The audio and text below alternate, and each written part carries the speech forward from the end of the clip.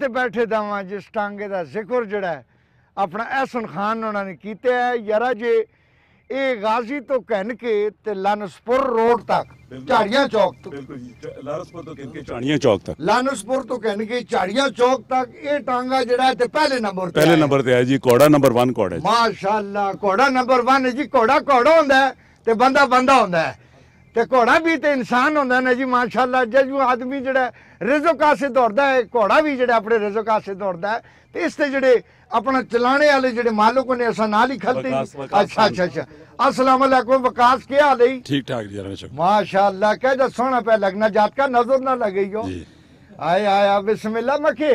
इस घोड़े रखना ते 5 गड्डियां रखनियां एक बराबर हो बिल्कुल जी बिल्कुल और घोड़ा सही है अल्लाह साडा शौक है पुराना है इसका नाम के रखा ने कक्का कबूतर जी कक्का कबूतर है जी है घोड़ा ते नाम कबूतर रखा ने उड़ने कबूतर है शाबाश माशाअल्लाह ये कितना कोई खर्चा होवे ना जी जितना करो उतना ले जरा अंदाजा कुछ नहीं लेकिन खर्चा बहुत है खर्चा शौक है लेकिन शौक इसमें हुन कीमत के होसी कीमत अपनी अपनी कीमत है 10 लाख भी है 15 भी वक्त नहीं है उतने भी वक्त ये हुन कितने ने हाजिर वक्त दी 15 लाख ने आई है 15 लाख जी जी ना ये पाकिस्तानी रुपए जी जी 15 लाख इस तो भी एक साढ़े को बदी घोड़ी 20 लाख रुपए दी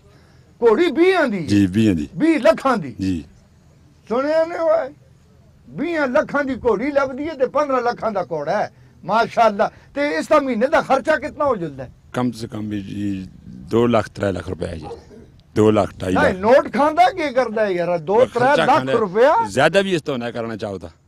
ना के खांदा के वे बर्गर खांदा दूध पीना है बादाम खाना है पिस्ता मगज खाना है खमीर खाना है कारदा क्या खाना है ये जरदारी साहब वाला घोड़ा है या केड़ा है बस वही समझो मुरब्बे ते नहीं खांदा के मुरब्बी भी खाना ने जरूर मुरब्बे ते जरूर ऐ शाबाश वजात को ते कुड़ियो देखा ने ये घोड़ा जड़ा पहले नंबर ते आया ते माशाअल्लाह 3 लाख इसका खर्चा है 3 लाख रुपए चसा ले पासेदार माशाअल्लाह 3 बंदे रात जुलदे महीने दे बल्कि ज्यादा रात जुलदे हाँ जी जी बिल्कुल जी जी मगर इस नाल ना जी साढ़े को जो घोड़े ने शौक है ना इस नाल खानदाना ने खानदान पलन माशाअल्लाह इस की घोड़े पालने वास्ते कम से कम 7-8 खानदान रखे अल्लाह जड़े इस जरिए उन्होंने परवरिश हुई है वो अपनी फैमिली रखने